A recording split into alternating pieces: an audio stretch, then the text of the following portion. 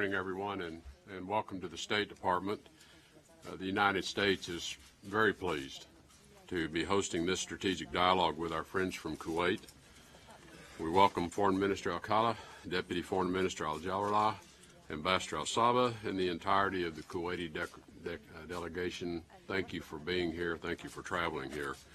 This strategic dialogue deepens our close relationship, grows bonds between our people, and enhances practical cooperation for the security and prosperity of both of our nations.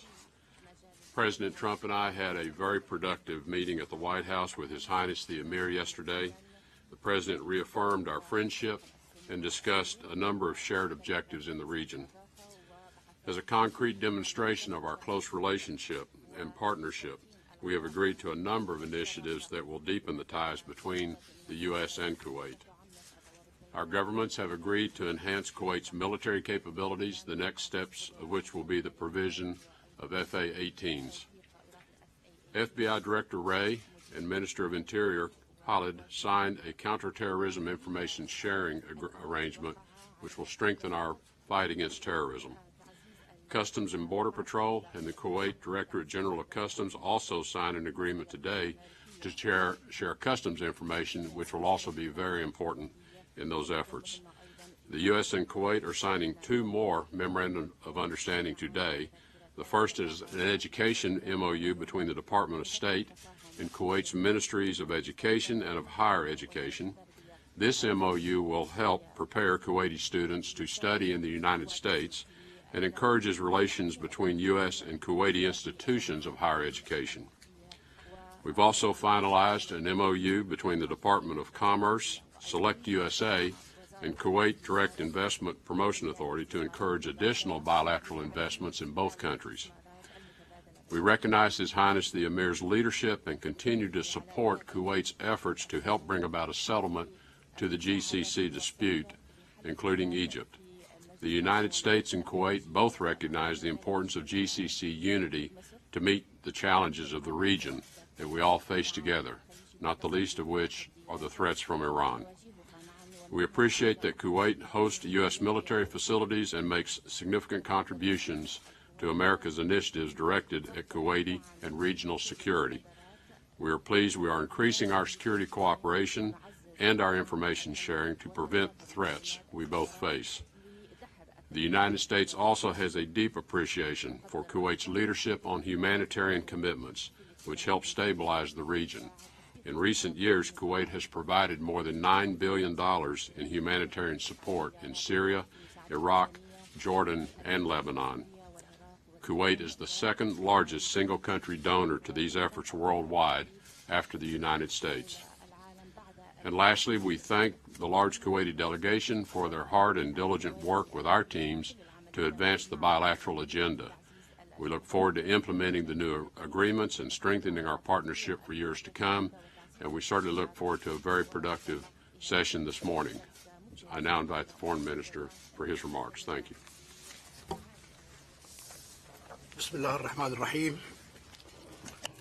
In the name of God, most compassionate, most merciful, my dear friend, Secretary Tillerson, U.S. Secretary of State, Your Excellencies, members of the two participating delegations in the second round of the U.S. Kuwait Strategic Dialogue, ladies and gentlemen, peace of God be upon you all. At the outset, I'm very delighted to express on my behalf and on behalf of the Kuwaiti delegation our deepest thanks and gratitude for all the warm welcome and generous hospitality since we have arrived to this great capital, Washington. And as well, we thank the two delegations and the members of these delegations for all their efforts exerted in preparing for this distinguished meeting and all these distinguished efforts. We also would like, in this context, to reiterate our deepest, heartfelt condolences for all the destruction that happened in Texas because of Hurricane Harvey, all the losses of lives and all the destruction. We pray to God that the United States of America be spared the dangers of the looming Hurricane Irma, and that God protects your country and the American people, our friends, from any harm. My dear friend, Secretary Tillerson, ladies and gentlemen, today as we meet, this comes to follow up on the historical and important meeting that happened between His Highness, the Emir of Kuwait, Sheikh Al-Sabah, Al-Hamad Jaber Al-Sabah, God protects him, and His Excellency President Donald Trump, to continue and follow up on all what they discussed and try to implement it and execute it to shape the outlook, the future of the outlook of our relationship for the 25 years to come, in a way that reflects the vision of our leadership and the aspiration of our people. In this context, we certainly much value what was said by President Trump when he met the Emir of Kuwait, His Royal Highness, Emir of Kuwait, God protects him, reaffirming the commitment of the United States of America to the security, the safety, and the stability of Kuwait. In culmination for these strong bonds between our two countries, we signed during the visit of the Emir of Kuwait, His Highness, to Washington. During the second round of the strategic dialogue, we signed 7 agreements and memorandum of understanding in the fields of counterterrorism, customs, petroleum, higher education, scientific research, investment, electricity and power, and water. In addition to 16 agreements that were previously concluded, for a total of 23 agreements, concluded between our two friendly countries. The size of the Kuwaiti representation in this second round of the strategic dialogue and the various representation of these various sectors present with us today that come from 10 various sectors and represent the various fields, vital fields of cooperation between our two countries. Political, military, security, commerce, investments, education, cultural, and other fields of cooperation. This importance of Kuwait to the importance of this dialogue. At the political level, I must underscore and praise the coordination and the continuous communication and interaction between our two friendly countries and the conversion of positions and visions in numerous issues and numerous dossiers of mutual interests to the two countries.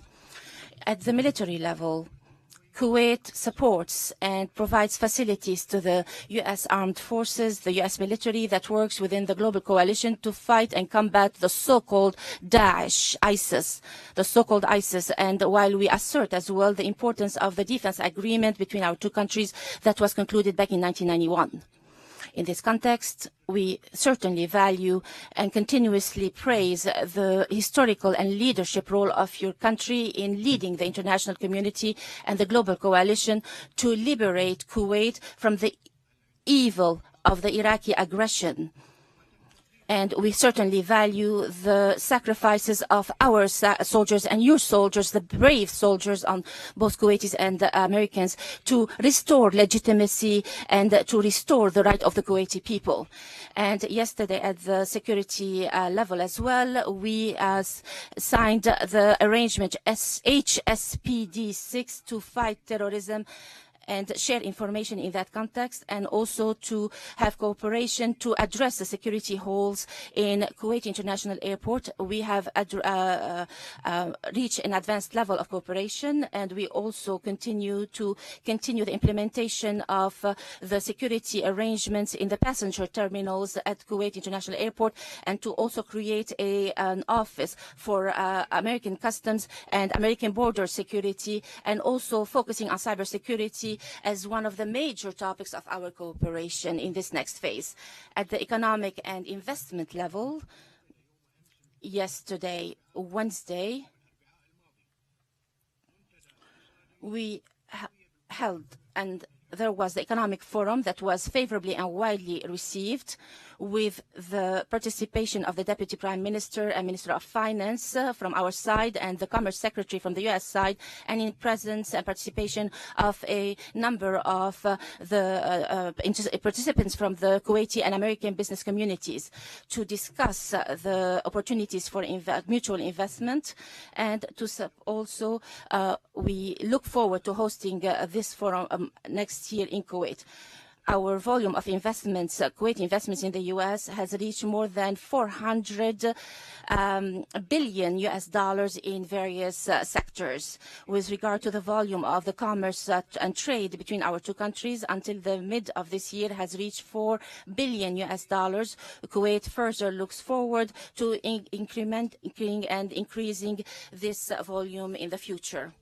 At the level of the educational and cultural exchange, Kuwaitis in the United States have started to come to the U.S. universities since 1946, that is 70 years ago, where we have thousands of Kuwaiti citizens studying in U.S. universities. And since our last round of this dialogue, we have increased the number of Kuwaitis coming to study in the U.S.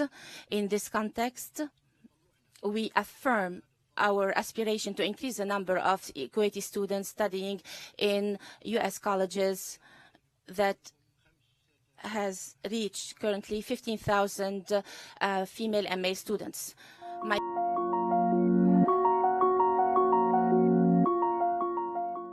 My dear President, Mr.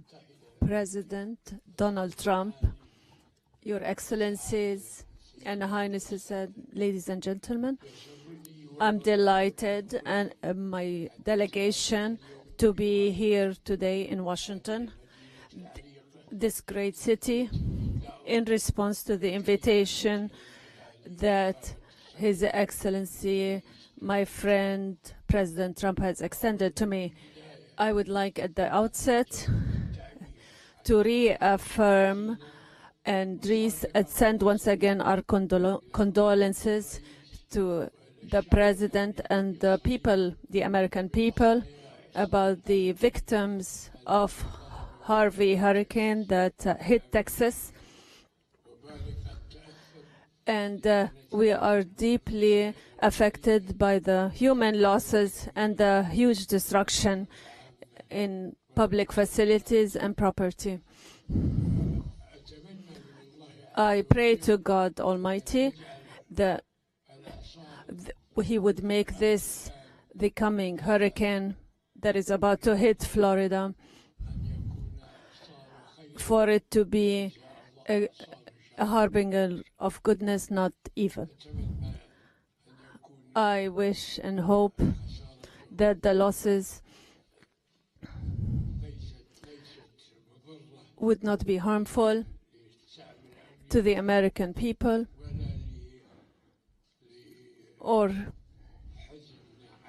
and would not cause further sadness and grief for those who will fall victim to this hurricane. Once again, we reaffirm that we stand by our friends in the U.S.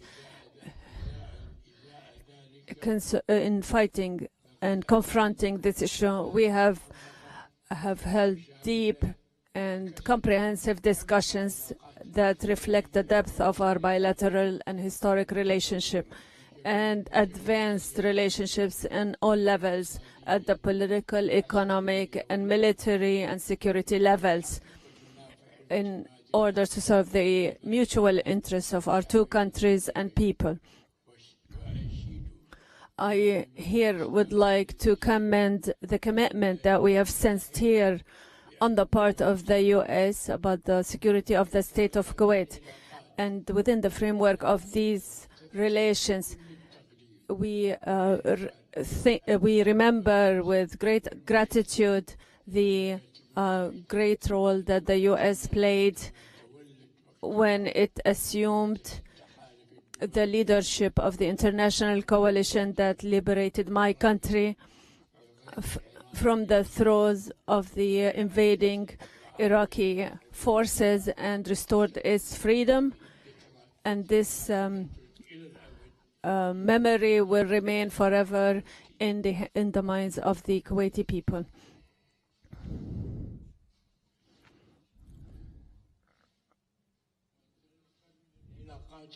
We also highly value the strategic relations between our two countries. We have discussed the situation in the country, foremost among which is the unfortunate dispute between our brothers in the Gulf region and our efforts to contain it, and the international support that we have received for these efforts. We have also discussed our common efforts in cooperation with the international community in fighting terrorism and ending the sources of funding for it. And in this regard, I would like to commend the prominent role that the United States plays in combating terrorism, especially the recent victories against terrorism. And we have also discussed the situation in Iraq and the catastrophic situation in Syria and Yemen and Syria and Libya, and we affirmed the need to end the fighting there through dialogue between the various disputing parties, and we have affirmed the necessity of the Security Council to shoulder its responsibility in maintaining international peace and stability, which represents the because the continuation of those struggles continues to be a threat. With respect to the Palestinian question, we have praised the recent U.S. efforts to move the peaceful process, and we affirmed the need to join efforts in order to reach a comprehensive and lasting solution to this problem on the basis of a two-state solution and in accordance with the international legitimate resolutions and the Arab Peace Initiative. Once again, I thank His Excellency the President for his kind invitation to us and for his kind hospitality, and we look forward to meeting with His Excellency the President in the state of Kuwait within the framework of our efforts to further enhance our relations and build on our strategic relationship in the service of the interests of both countries and peoples. Thank you, Mr. President.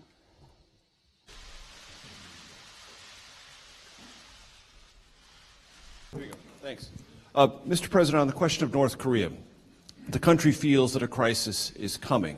Some lawmakers, Lindsey Graham among them, have almost described the situation as inevitably leading to war. I don't want to ask you if you think it's inevitable. What I do want to ask you is, as President of the United States, would you tolerate a nuclearized North Korea that is contained and deterred, but still nuclear? Or would it have to abandon nuclear weapons, and would military action on the part of the United States be one of the options necessary to achieve that goal? Military action would certainly be an option. Is it inevitable? Nothing's inevitable. It would be great if something else could be worked out. We would have to look at all of the details, all of the facts, but we've had presidents for 25 years now. They've been talking, and the day after an agreement is reached, new work begins in North Korea, continuation on nuclear.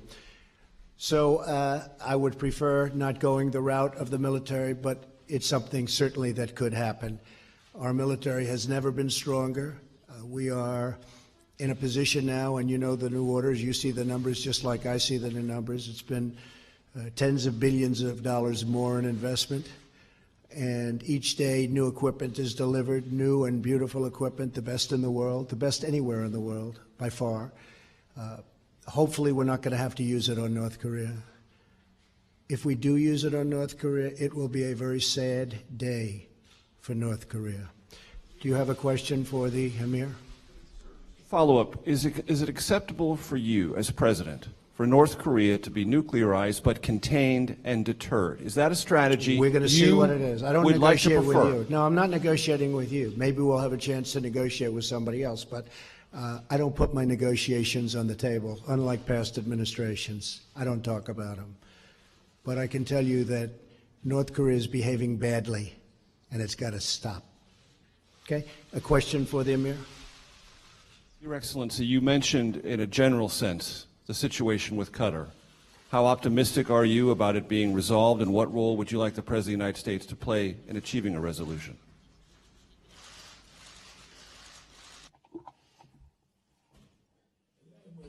We still have hope that the dispute would be resolved between Qatar and its neighborly countries in the GCC, especially that our friends in the U.S.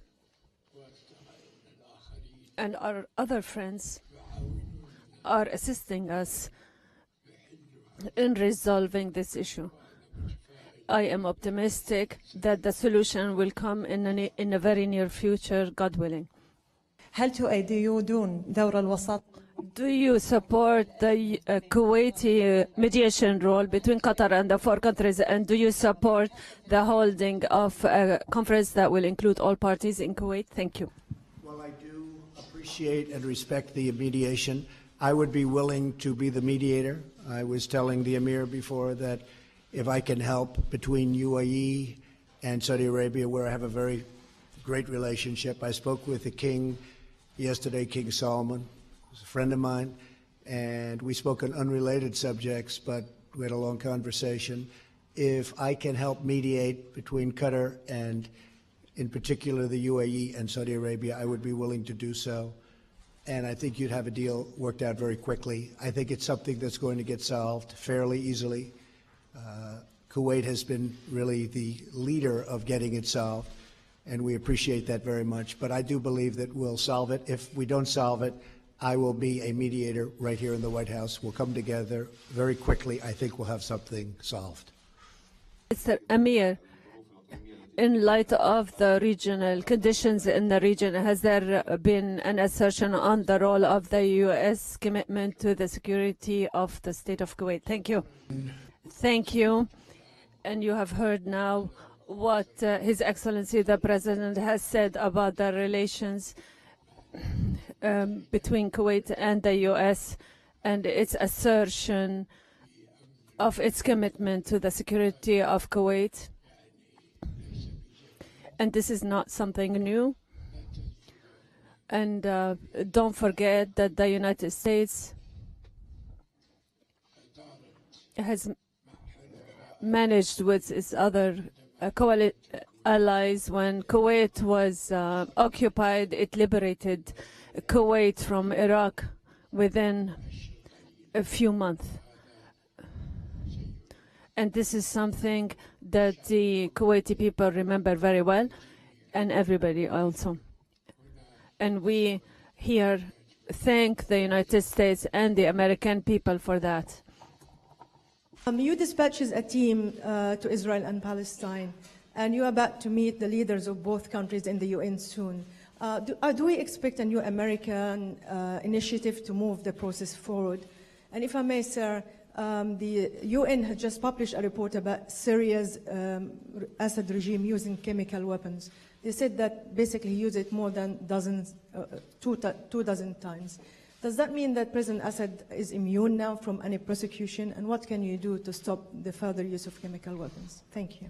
Well, first of all, the Palestinians and the Israelis, we are discussing, we are working. They say it is the world's most complex and difficult deal.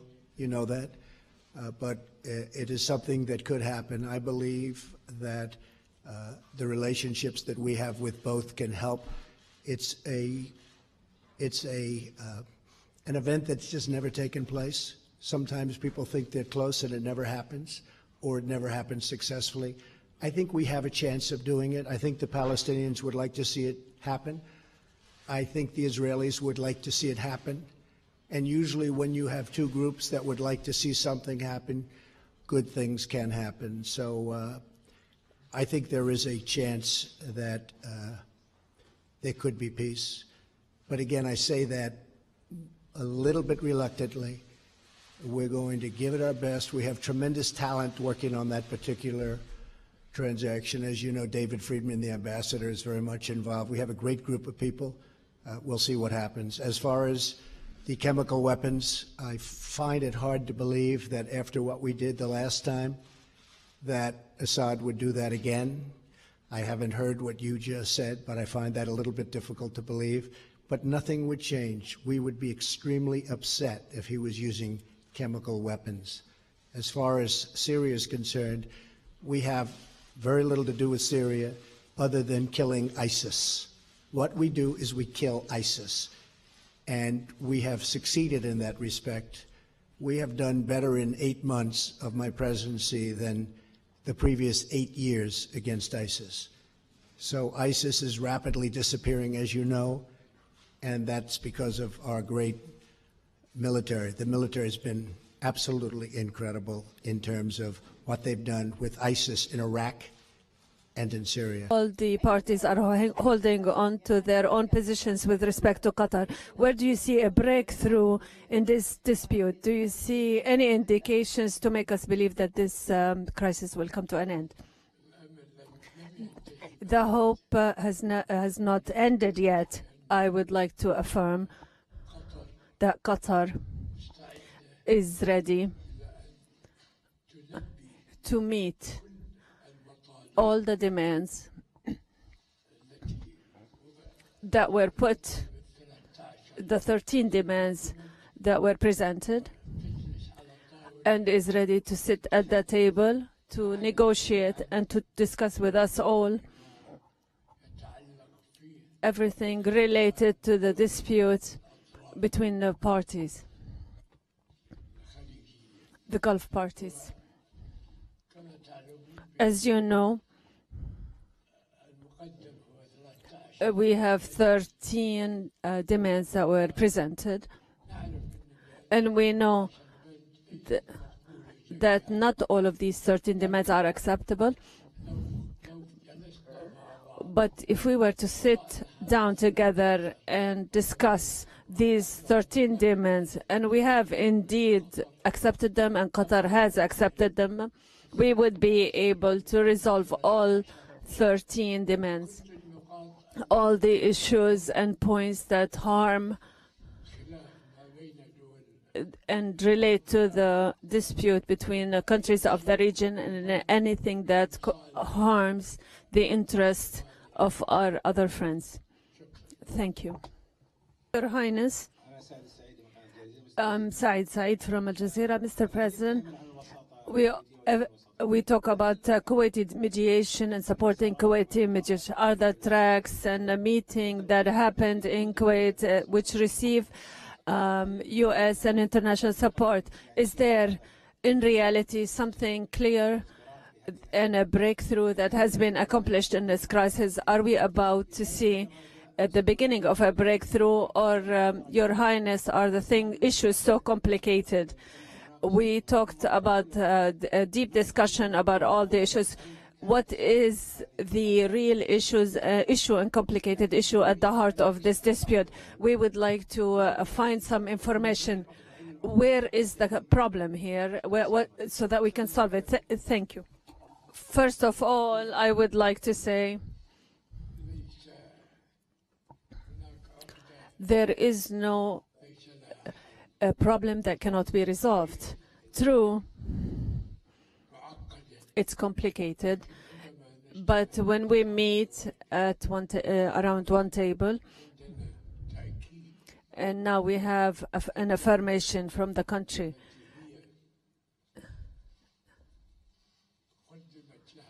to which some demands were presented by its brotherly nations in the Gulf region. When we hear that it's ready to discuss all these demands, we are not among those countries, but we are guarantors, and we can guarantee that we will pressure Qatar, because it's not in the interest of Qatar to remain outside the flock. Rather, it should join its brothers in the GCC. As you know, thank God, the wisdom of our brothers in the Gulf region, they should appreciate the situation we're in today. The situation in Syria in Iraq, in Syria, and in Libya. Now is the time that we have to forget all these differences. It's true, we have we're descended into some not very healthy issues, and especially in the media. But in spite of all of that, we were one of the most people to be affected by this situation, by what our brothers in Qatar have done. But when that happened, and before this dispute came into existence, we met with our brothers in Qatar and put an end to this issue. And this is now a normal issue. We met in Riyadh in the presence of President Trump, and there was no one who to say that there was a dispute between us, but suddenly this dispute came into existence. Thank God now. What is important that we have stopped any military action. And these disputes, as I said, they are complicated, and we have seen the media campaign that is totally unacceptable to the people, because the media coming out of this country is against the people, not the rulers. And for that reason, we have received from Qatar a letter in response to the letter I sent them, and they are willing to sit down at the table and discuss all these demands which the other parties have put down. And we're talking about 13 demands, and I'm certain that all these 13 demands, some of them, a great part of them will be resolved, and the other part and perhaps we might not accept them, because anything that affects sovereignty we would not accept. But we are very hopeful. We have great hope in our friends in the U.S. that they will assist them to restore things to where they used to be.